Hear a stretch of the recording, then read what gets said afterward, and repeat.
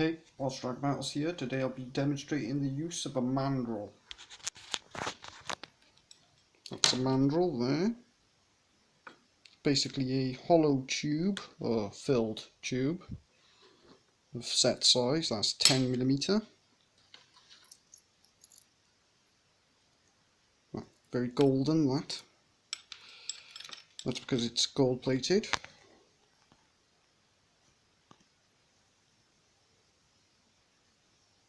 As you can see, 10mm. Actually plated that pair of calipers in another video. Now these mandrels, the 5mm one there, are actually from printer components, so they're quite easy to find, and they have very specific and good use, that is making set size jump rings, which have a variety of use. Got 3 different sizes there, but only be making a couple of different sizes out of this e-based copper. That's some of the stuff that I posted recently from that large stockpile. Make some mass-produced split rings using a DIY tool. Quite easy to find, as I said. We'll be needing some tools. And spool this copper first. Won't actually take that long. You'll see why and what I'm doing. So put that one aside. We'll use this one first, the big 10mm mandrel. This one's much easier as it has a small crevice in there. Not necessary, but it does come in handy. As you can see, I'm just turning the rod in order to make a long spring. You'll see why once I'm done. Doesn't take long at all to do this. It does hurt your wrist a bit, but you get used to it. The commercial boat versions will set you back a fair price, and the only difference, as far as I can see, is they have wooden handles, so not too much of an upgrade. You could probably add a wooden handle to that, no problem yourself. So make a hell of a saving using DIY tools. Many jewelers do. In fact, most jewelers use custom made DIY tools. Most of them look like a bit of wood with a nail or some such stuck into it. So this is more of a useful type thing. Since higher gauge split rings of larger size have a bit more use. We'll likely use all these in the future. So there's the nice spring created. You can see. Straighten that bit out because I want the entire thing flattened. Gotta repeat that process with the 5mm one. So there's that done. Next, it's good to work with this sustainable copper stuff, being as though I stripped it all myself, which was exceptionally hard work. The phone is making strange sounds.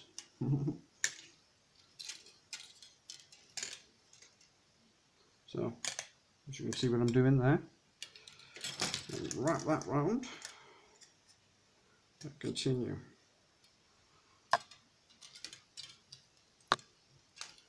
And flip that round actually, and it's a bit fiddly at that angle. And there's copper wires like flicking towards me, so it's very, very springy indeed.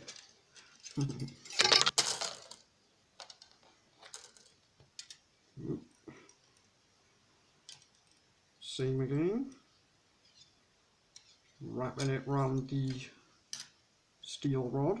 These are actually reinforced steel, CNC milled, so it's high quality stuff. There's not really much difference between the commercial ones, apart from the wooden handle. They're both CNC'd. My metal cutting machine.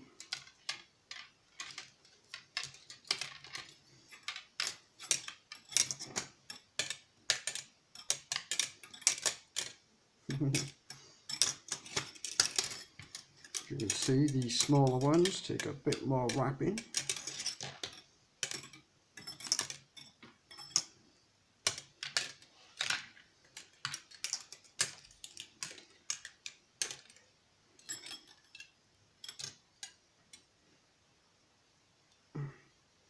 Do it like that, but that also requires quite a bit of effort and doesn't result in near enough closure, so you'll have to do that then.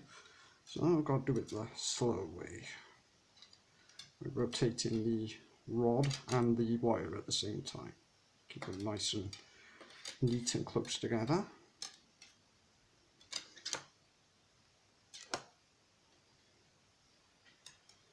Saves massive amount of time, this, making huge amount of mass-produced split rings, which can take a while.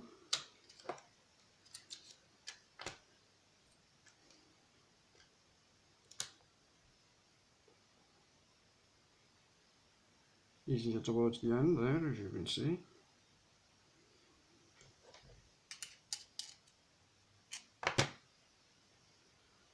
Good amount of split rings will be created using this spring.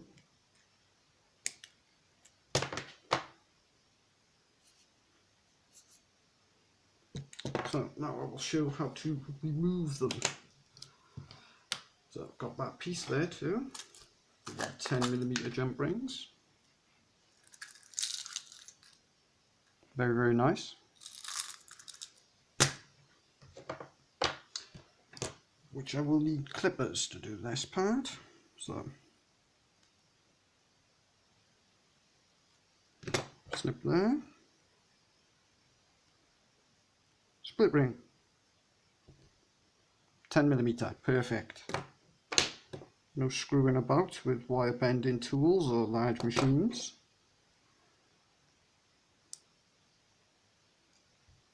As you can see, there's a lot on this spring here. So go through these. And fill up this pot some more.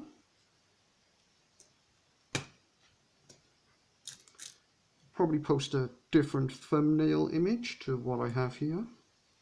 Something a bit more shiny or interesting, as I've actually done this a few times, as you can see.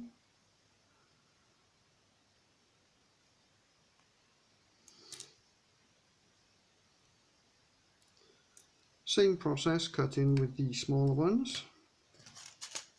Go straight. I usually leave it on the rod though when I do these ones, because they're half the diameter and that can cause issues getting them to come off. So I do it like that, on the rod. If you take it off, you can stretch the entire spring, because look how wobbly that is. So it's best to keep it on the rod as you cut that. Whereas the larger pieces, it's not so much of an issue.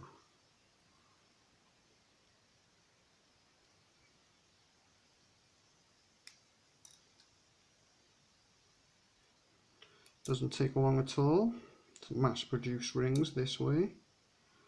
All these can be soldered quite easily, which I will no doubt do in another video.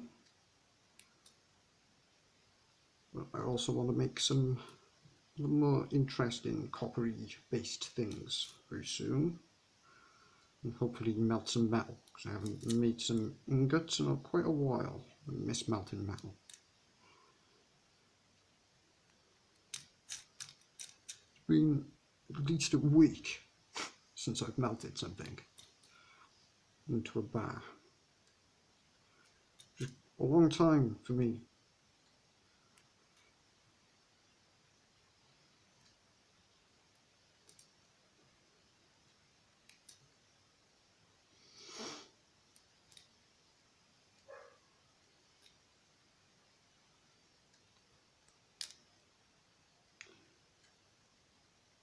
You can see the tub is filled up quite a bit more, nearly to the brim edge. Whoop. That's all that's left over. A little bit of offcut there. Loads of lovely split rings. Look at all them. Lots. Also quite weighty as they're all 10mm, 1 centimetre on the inside diameter. Close one up and show. Got the calipers here. The inside diameter, as you can see, perfectly 1 centimetre or 10mm. Let's do some of the 5mm ones now. No point in not doing them. So I like to show the whole process. Otherwise I'm cheating, expose. Other people like to use effects and stuff and speed the videos up, cut down video time so they can fit more in. Looks like they're cheating. Or they're getting someone else to do it for them during their break.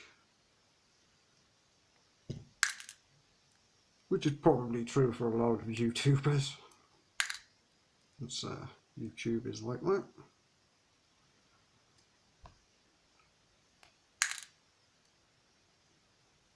Which is probably why one of my videos has 40,000 plus views and the rest have all strange, disproportionate views by far.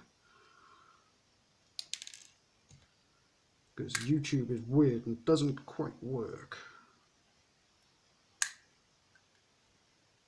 Unless you're posting kittens or something useless.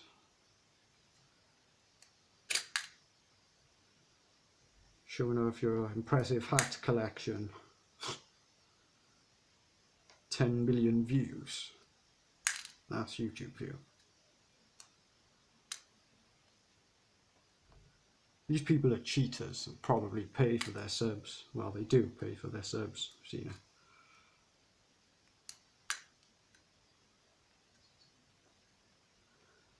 Rather than spend years working for them.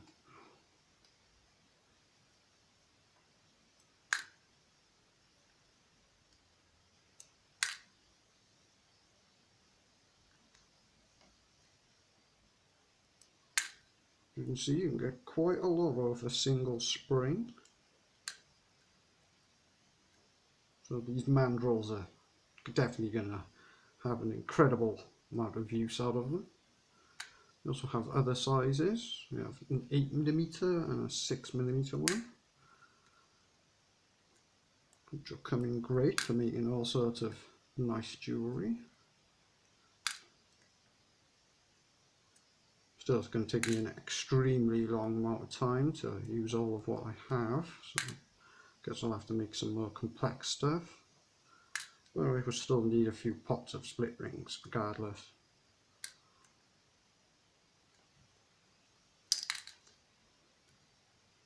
Besides, some of the more complex designs actually use split rings.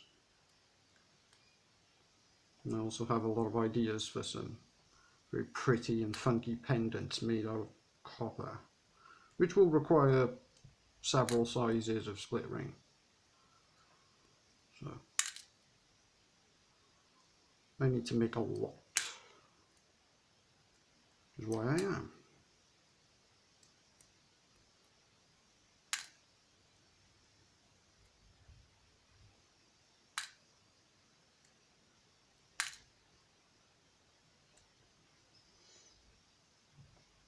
Sun seems to have come out a small bit. That's new. It's strange, nasty weather for many days.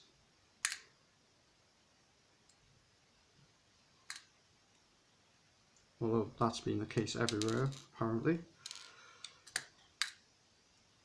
The environment is pretty screwed up lately, compared to what I was in the 90s when I was a child. Well, there's definitely gotten worse.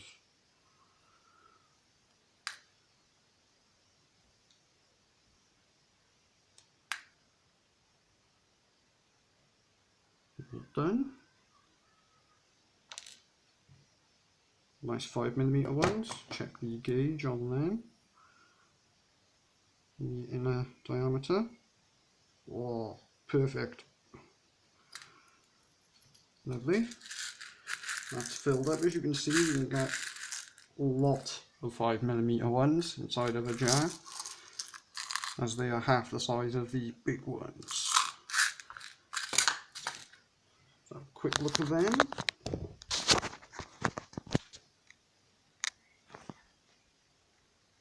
As you can see, they're all very, very clean as well. So it results in a better cut and more clean split ring, jump ring, whatever you want to call them.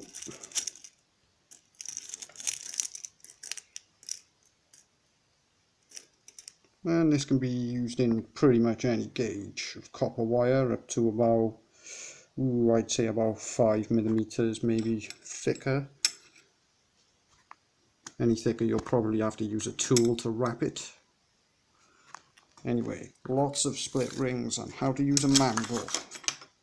A somewhat useful tool. Well, till next time.